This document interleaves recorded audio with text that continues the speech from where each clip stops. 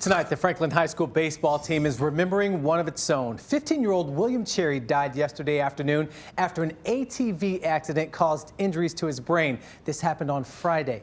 News 4's Marissa Sulek shares how after his final moments, Cherry is now changing the lives of others.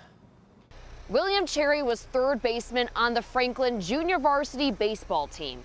His coach says he was easy to pick out at tryouts because of his large stature, but he says his personality was even bigger.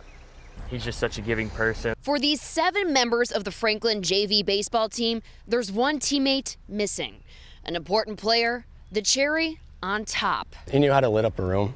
It was really funny, and I know he was always cracking jokes, and he was a lovable guy. You know, he's one of my kids. Wally Whidbey was William Cherry's coach. The kid can knock the crap out of a baseball. He's a player Whidbey will always remember. On Friday, Cherry was the passenger on an ATV which rolled over. Cherry suffered 2 traumatic brain injuries and died yesterday at Vanderbilt University Medical Center. I was holding on to the hope that, you know, he would defy all odds because he's strong, big, strong, tough kid that if anybody could make it through it, I felt like he could. But, you know, God had another plan.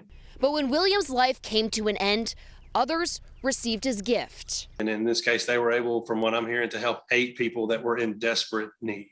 A donation of his major organs. When his earthly vessel had done all the work that he could do, he would leave behind every working piece that he had so somebody else could have a chance at a better life. He let me use his bat every game, so whenever I knew that he did that, it didn't surprise me. He's just a giving person. But for this Franklin baseball team, next year's season will be different without Cherry.